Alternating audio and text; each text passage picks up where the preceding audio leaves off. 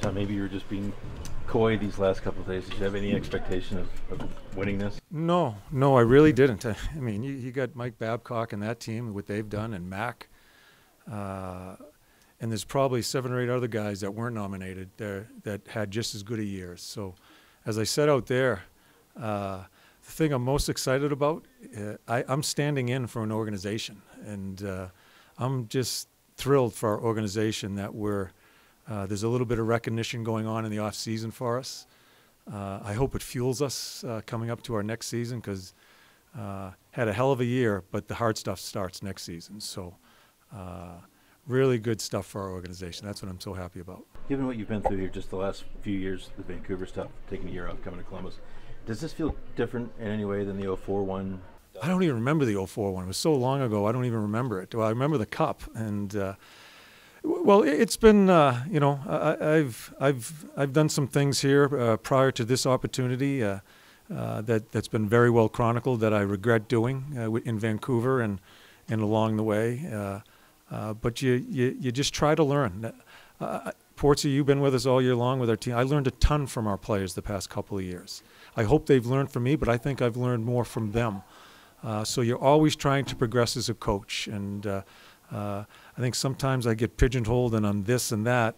I try to block that out, and I just try to go about my business and stay current with the game and what you have to do with your players.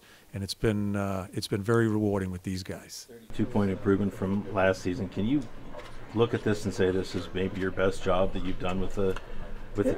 You know what? I had a pretty good goalie. The guy that's going to win the Vezina out here, and I'm not sure if he's been announced or not, he'll win it. He was pretty damn good. I'm not going to give it all to Bob. We have a hell of a team. I really like our team, and a coach is just a guidance counselor. We get way too much credit when we win, and we get way too much credit when we lose. So this is about the players, and as I said out there, we've got a good group of guys, so I'm thrilled for them. You talk about players a lot. Getting something like this, does it make you think back to coaching influences that you had when you started out or anything? You know, I was very fortunate to, you know, when I started as an assistant coach working under John Muckler, who now resides in Naples. I talked to him before the playoffs.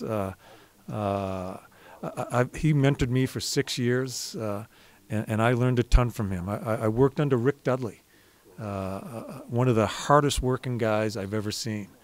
A number of years with him. Jim Schoenfeld. I was hanging with Glenn Sather as we were in New York. So I think as a coach, you kind of have your philosophy, but when you're an assistant coach, and I was an assistant coach for a number of years, you kind of pick and choose what you think fits for you as you watch those guys. I'm very fortunate to have been able to be an assistant coach under some pretty great people. Cool. John, anything on this Vegas madness? What do you think about the new team? What do you think about the city? Well, the city, it's way too hot, first of all. But yeah, no, I'm not sure if that's going to be a team, because I think George is going to be doing a few things along the way. We'll see. It's great for the league. You see the turnout here. A little worried about if we come in here a few days before we have to play them, what's going to happen. But it's great for the league.